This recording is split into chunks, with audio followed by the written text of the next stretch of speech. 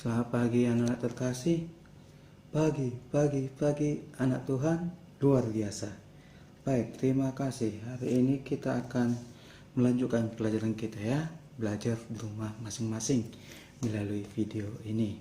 Nah, kita akan belajar pelajaran 16 dan 17. Gitu, pelajaran ini kita satukan ya. Karena kalau membahas surga mungkin juga pasti membahas neraka. Baik. Kita buka halaman 47. Kan? Surga. Sudah dibuka? Baik. Di halaman 47, sebelum kita membahas dari buku ini, kita perlu tahu manusia itu hidup di dunia itu mempunyai awal dan mempunyai akhir. Awal itu pada saat kita lahir, dan akhir itu pada saat kita meninggal. Itu punya awal dan akhir.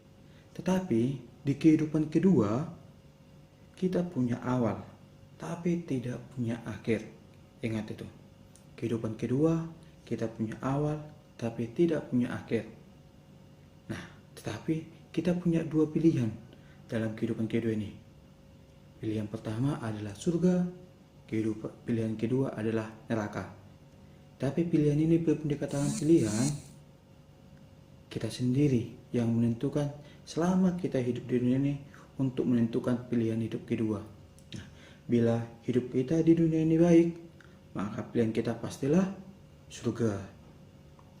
Tapi kalau selama hidup kita di dunia ini kurang-kurang baik ya kan, berarti pilihan hidup kita pastilah neraka. Jadi yang menentukan kehidupan kedua kita adalah saat kita hidup di dunia ini. Ya. Surga. Surga itu adalah tempat damai di mana Allah ada, Roh Kudus, malaikat dan sebagainya. Neraka, selama ini neraka selalu digambarkan tempat penyiksaan, penuh dengan api, yang pasti tempat yang tidak nyaman untuk manusia. Ya, itu neraka, surga dan neraka. Dan ini ditempati adalah kehidupan kedua kita, tapi hanya roh kita. Jiwa tidak ikut. Ingat, pada saat kita meninggal, jiwa dan raga kita berpisah. Ingat, saat kita hidup ini kan terdiri dari dua, jiwa dan raga. Raga itu adalah ini, fisik kita ini, ya kan? Tapi jiwa adalah yang menghidupkan raga ini. Jadi kalau jiwa itu lepas dari raga, berarti bisa dikatakan bahwa kita mati. Jiwa raga atau rohani jasmani, atau bisa juga dikatakan roh, ya kan? Roh. Makanya bagaimana bentuk roh itu? Ada yang tahu? Tidak ada ya? Nah, baik. Bentuk roh itu Bapak juga nggak tahu. Ya. Mengapa Bapak nggak tahu? Karena Bapak belum pernah mati. Bapak belum pernah mati, jadi Bapak nggak tahu bagaimana bentuk roh itu. Tapi yang pasti, bentuk roh itu bukan seperti bentuk badan manusia. Tidak ya. Jangan pernah kamu pikir roh itu punya kepala, punya tangan, punya kaki. Tidak. Yang pastinya itu. Bapak yakin bentuk roh tidak itu. Mengapa Bapak yakin bentuk roh gitu? Berarti bila gitu, kita contohkan satu contoh. Bapak contoh ya. Bapak ini sempurna punya kepala, tangan, kaki dan sebagainya, sempurna, perfect ya kan. Lalu Bapak tabrakan, dihantam truk ya kan. Lalu setelah itu Bapak dibawa ke rumah sakit, lalu dinyatakan dokter bahwa kaki Bapak harus diamputasi. Kaki Bapak harus diamputasi.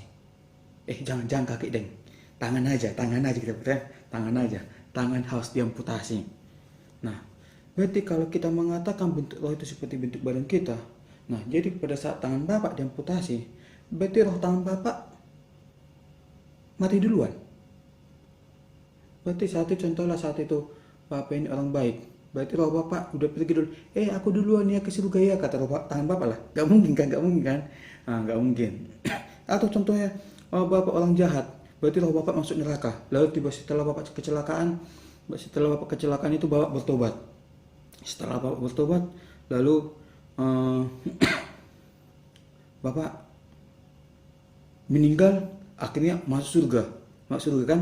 Berarti dengan kata roh tangan Bapak di neraka, badan Bapak yang lain di surga. Nggak mungkin. Maka dari itu bisa dipastikan bahwa bentuk roh itu tidak seperti bentuk manusia. Tapi bagaimana bentuk roh itu? Nah, Bapak juga nggak tahu. Hanya yang pasti cuma satu. Roh dapat berubah-ubah. Itu pasti. Sama seperti Roh Kudus. Saat Yesus dibaptis, Roh Kudus turun dalam bentuk burung merpati. Pentakosta, Roh Kudus turun dalam bentuk lidah-lidah api. Banyak bentuk roh, bentuk cahaya ada di kitab suci. Jadi bagaimana aslinya? Itu misteri Allah. Itu bukan misteri manusia, misteri Allah. Karena memang banyak misteri Allah yang tidak bisa kita pecahkan. Ya kan? Baik. Kembali ke laptop, kembali ke buku, ya. Halaman 48. Gadis-gadis yang bodoh dan gadis-gadis yang bijaksana. Coba dibacakan. Hal kerajaan surga seumpama 10 gadis yang mengambil pilitannya dan pergi menyongsong mempelai laki-laki. 5 diantaranya bodoh dan 5 lainnya bijaksana. Gadis-gadis yang bodoh itu membawa pelita, tetapi tidak membawa minyak. Sedangkan gadis-gadis yang bijaksana tidak membawa pelita dan juga minyak dalam buli-buli mereka.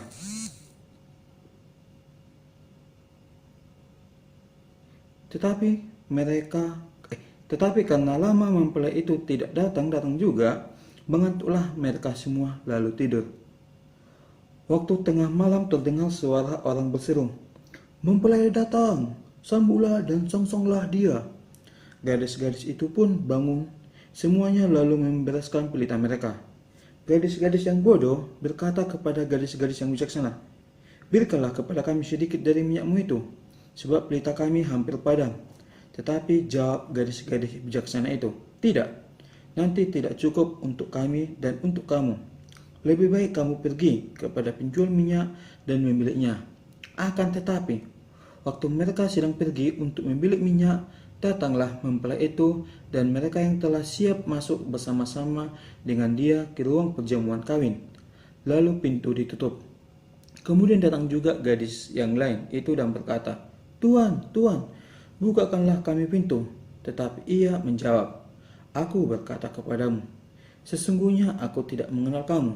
Karena itu berjaga-jagalah, sebab kamu tidak tahu akan hari maupun saatnya." Berjaga-jagalah. Kita harus bijaksana menggunakan hidup kita ini dan berjaga-jaga bila mana kita nanti dipanggil. Nah, saya Bapak ringkas sedikit cerita ini ya. Jadi ada gadis-gadis bodoh dan ada gadis bijaksana. Mereka itu menunggu mempelai, kan? Lalu pada saat mereka menunggu tapi nggak tahu kapan datang. Jam 1 kah? Jam 2 kah? Tidak ada yang tahu kapan mempelai ini datang. Yang tadi katakan. Ini mempelai datang katanya. Nggak tahu. Jadi gadis-gadis bijaksana ini, mereka udah bijak. Mereka bijak. Mereka siap-siap. Kalau nanti mereka datang jam 1, jam 2, minyakku masih ada. Kalaupun datang jam 5, minyakku masih ada. Tapi kalau gadis bodoh ini, mereka nggak berpikir panjang. Mereka masih cukupnya ini. Ternyata lama datang mempelainya. Dan minyak mereka sudah habis. Akhirnya mereka gak siap. Akhirnya yang memenuhi syarat lah yang masuk pesta, yaitu gadis-gadis yang bijaksana. Baik, maksud dari ceritanya anak terkasih, hidup kita itu tidak tahu kapan dipanggil Tuhan. Apakah hari ini, besok, seminggu lagi, tahun depan, gak ada yang tahu. Ingat, sehebat-hebatnya manusia maupun dukun mau apapun katanya, tidak ada yang bisa memastikan kematian manusia. Yang pasti ya, yang kematian alami tidak ada yang tahu. Biarpun dokter yang paling hebat, dukun yang paling hebat, gak ada yang tahu. Kecuali kalau kematian yang dibuat-buat. Nah, jangan kan dukun, bapak pun bisa. Hari ini mati kutu sudah selesai mati, ya kan? Tapi nggak mungkin. Kan? Ya, ini kematian yang alami, tidak ada, hanya Tuhan yang tahu, ya kan? Jadi kita tidak tahu kapan kita panggil Tuhan. Maka dari itu siap-siap pilih tamu itu. Pilih tamu itu maksudnya apa? Kebaikanmu. Kalau kebaikanmu itu cukup untuk masuk ke perjamuan kawin, maka kamu akan masuk perjamuan kawin. Tahu maksudnya? Berarti kerajaan Allah. Kerajaan Allah. Tapi kalau tidak cukup, ya kamu tidak akan dikasih masuk. Pintu itu akan tertutup. Ingat, siapa pemegang kunci kerajaan surga? Siapa? Simon Petrus, betul. Simon Petrus pemegang kunci kerajaan surga. Yesus sudah memberikan kunci kerajaan surga kepada Simon Petrus, ya kan? Nah, jadi kalau kamu nggak bisa masuk ke kerajaan surga, pastilah kamu masuk neraka. Pasti kamu masuk neraka, ya kan? Tapi sebelum saya sedikit membahas neraka, ya kan? Dalam gereja Katolik itu sebetulnya bukan cuma 2 yang diyakini, ada 3. Surga, neraka, dan api penyucian. Api penyucian. Api penyucian ini adalah tempat di mana orang yang masih pantas untuk masuk surga. Itu. Tapi masih pantas dengan kata lain, belum pantas tapi masih pantas. Nah, contoh nih. Bapak mati kan? Lalu Bapak mati. Lalu Bapak diadili oleh Simon Petrus atau siapapun yang di sana itu. Lalu Bapak dikatakan, oh Jonio, kau itu ya. Kalau dibilang kau baik, enggak. Kalau dibilang kamu jahat, enggak juga. Berarti dibilang layak masuk surga, enggak bisa. Dibilang ke neraka, enggak juga. Akhirnya, itu dia. Masuk ke api penyucian. Api penyucian berarti untuk disucikan. Ingat, kan? Disucikan. Jadi kalau nanti sudah masuk api penyucian, pastilah suatu saat masuk surga. Makanya dalam gereja Katolik itu ada namanya misa arwah, ada namanya doa arwah, dan salah satu tradisi Jawa adalah ada doa arwah 3 hari, ya kan? 8 lagi kita ya, 7 hari, 40 hari dan sebagainya. Orang yang di bumi mendoakan orang yang di api penyucian, dan orang yang di api penyucian mengharapkan doa yang di bumi. Dan siapa yang mendoakan yang di bumi? Orang yang sudah di surga. Orang yang di surga yang mendoakan yang di bumi. Yang di bumi mendoakan yang di api penyucian. Sampai kapan di api penyucian? Gak tahu apa. 1 tahun 2 tahun gak tahu juga. Tapi ingat, orang yang di api penyucian bisa bebas kalau didoakan oleh orang yang ada di dunia ini. Maka bagi kita perlu mendoakan yang sudah meninggal dengan harapan mereka masih di api penyucian dan suatu saat mereka sudah masuk surga. Kita ambil satu logika. Seandainya ada yang meninggal, dia sudah masuk neraka. Pertanyaannya, untuk apa kita doakan? Kan sudah masuk neraka. Kita doakan pun terus dia nggak akan pernah masuk surga. Karena namanya sekali masuk neraka pasti masuk selama di neraka. Forever. Ya kan? Selama surga pasti surga selamanya. Tapi pada penyucian itu sementara. Cuma sementara, nggak tahu kapan ya. Sampai kapan, 1 tahun 2 tahun nggak tahu sampai kapan sana. Ya kan? Makanya kalau yang di surga, kalau dia sudah masuk surga, ngapain kita doakan? Justru dia yang mendoakan kita, ya kan? Kalau dia sudah masuk surga, ngapain kita doakan? Justru dia yang mendoakan kita. Berarti mengapa ada doa arwah? Karena mendoakan yang di api penyucian.